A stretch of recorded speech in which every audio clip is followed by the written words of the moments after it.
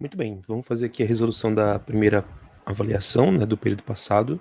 Lembrando que período passado eram 3 avaliações por unidade, nesse período a gente vai ter apenas 2, então eu vou resolver questões tanto da primeira avaliação quanto da segunda, tá? E aí são questões que envolvem limites laterais, continuidade, derivadas e assim vai.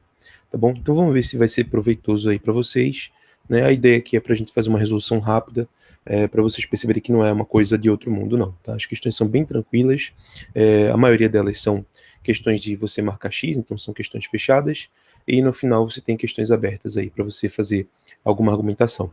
Tá? Eu não creio que vão ser apenas 3 questões, eu creio que vão ser 4, tá? Mas é sempre assim, 3 ou 4 questões, algumas fechadas, outras abertas. Tá? Então vamos lá. Primeira questão aqui da avaliação do período passado é um limite, né? Você tem que calcular o limite desse quociente, e aí você marca o x aqui na resposta, né? Então, eu vou copiar aqui o enunciado para a gente fazer a resolução.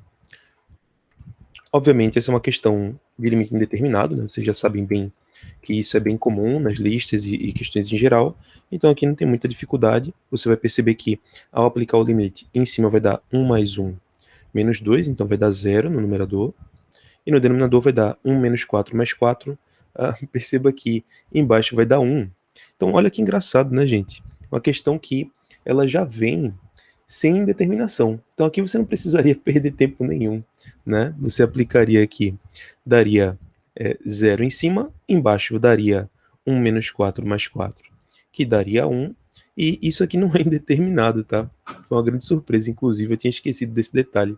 Essa questão não tem problema nenhum, você não precisa fazer nada. Então, questão aqui dá 0 sobre 1, resposta 0, não tem problema nenhum nisso. Então, seria aqui a nossa letra A, tá bom? Prosseguindo aqui, vamos para a segunda questão, né? Espero que essa não seja tão rápida quanto essa anterior, que foi meio triste, tá? Engraçado que alguns alunos nem verificam, né? Já saem fazendo a fatoração e tudo mais. Veja que essa é uma pegadinha, né? Essa questão tinha uma casquinha de banana. Muito bem. Prosseguindo aqui, a questão agora é você calcular o limite dessa expressão para uma função definida por partes. E note que esse limite aqui é um limite lateral, né? Então aqui a gente tem que tomar um certo cuidado, tá bom? Então vamos lá. Eu ainda tô bugado com essa primeira, tudo bem. É que no período passado algumas provas, as provas eram diferentes entre si, né? Então eles tinham mais ou menos o mesmo estilo, só que os professores alteravam um ou outro valor.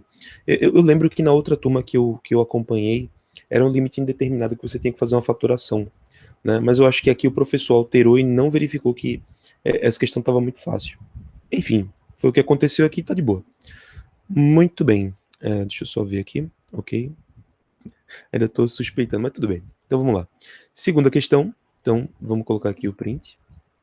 Isso aqui agora você tem que tomar um cuidadinho a mais, né? Então você tem uma expressão de um limite lateral, né? Veja que o x tende a 2 pela esquerda. Então isso quer dizer que o x é menor do que 2. Esse é um detalhe importante nessa questão. E você vê aqui que tem um quociente maluco aqui, né? G de x menos g de 2 sobre x menos 2, onde g é uma função definida por partes. Isso é importante por quê?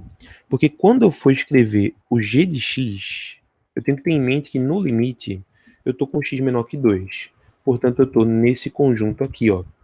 Então, quando eu for escrever o g de x, eu tenho que usar a função de baixo. Veja, mais uma vez, que quando o x tende a 2 pela esquerda, o x está menor que 2, portanto, a função g de x está no conjunto aqui, né, dessa função polinomial de segundo grau. Tá? Nós temos aqui essa função. Então, é só substituir, tá? Vamos colocar lá nosso limite. Quando o x tende a 2 pela esquerda, onde tiver o g de x, eu vou colocar essa expressão. Então, x² menos 3x mais 8.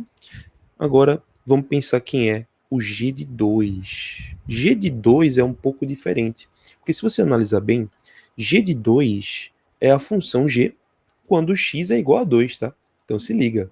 Quando x é igual a 2, tu tá no intervalo de cima, ó. Tu tá nesse conjunto. Então, o g de 2 ele é calculado aqui e não na função de baixo. Essa é a pegadinha da questão, tá? Então, para uma, como o x é menor que 2, eu pego a função de baixo, porque o x é variável menor que 2, e para outra eu pego a função de cima, porque nesse caso o x é exatamente igual a 2, e quando o x é exatamente igual a 2 eu jogo na função aqui de cima.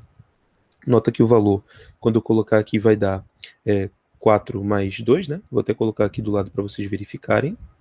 G de 2 você joga aqui, vai ficar 2 ao quadrado mais 2, 2 ao quadrado dá 4, 4 mais 2 dá 6, tá bom? Então você coloca esse valor aqui, ó. Muito bem, prosseguindo aqui, denominador você só repete, não tem mais nada para fazer, tá? Então vai ficar desse jeito, e aí você dá uma simplificada, né? Então vamos simplificar aqui.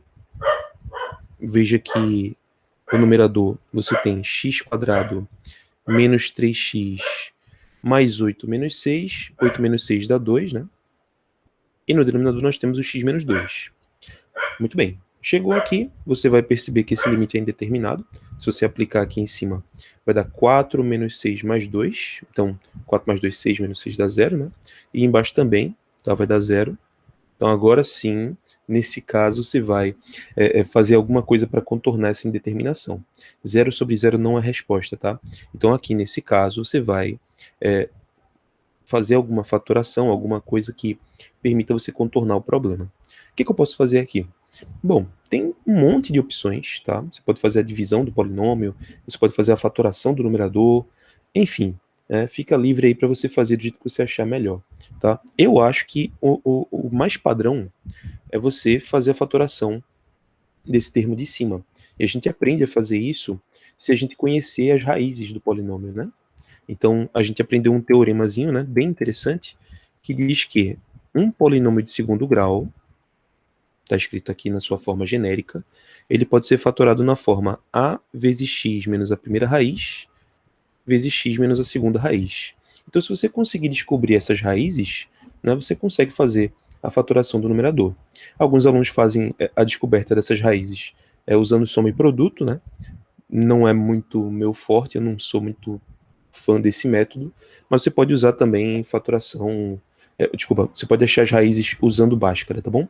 Então é isso que eu vou fazer, tá? Então eu vou descobrir as raízes desse termo do numerador usando Bhaskara. Aí você calcula o delta, né? Lembra que o b nesse caso é menos 3 e o c nesse caso é 2, então, e o a é 1, né? Então você faz aqui Bhaskara, vai dar menos 3 ao quadrado, menos 4 vezes 1 vezes 2, aqui eu não vou explicar porque, né, é o básico, né? Então você faz a continha aqui, né, vai ficar 9 menos 8, isso aqui dá 1. Aí quando você joga na fórmula de Bhaskara, você vai ter que as raízes vão ser dadas por menos b, então dá menos menos 3, mais ou menos a raiz do delta, que é 1, sobre 2 vezes o a, que é 1.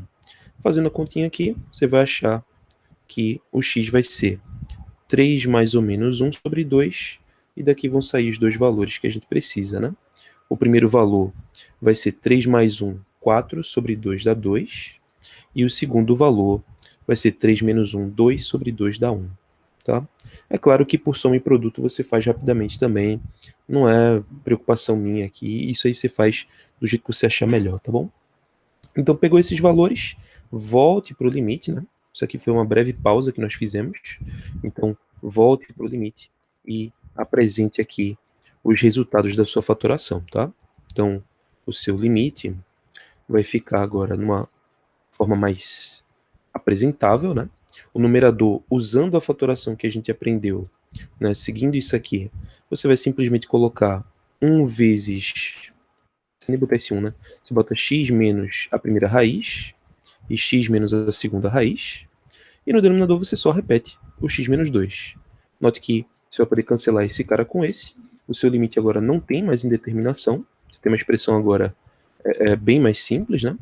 Que não é indeterminada. É só você aplicar o limite aqui, vai dar 2 menos 1, a resposta seria 1. Tá bom? Então com isso a gente finaliza essa segunda questão e marcamos aí a letra C, tá bom? O limite lateral pela esquerda desse quociente vale 1, tá bom?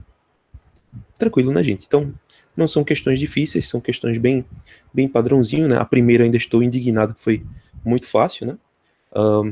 E é isso.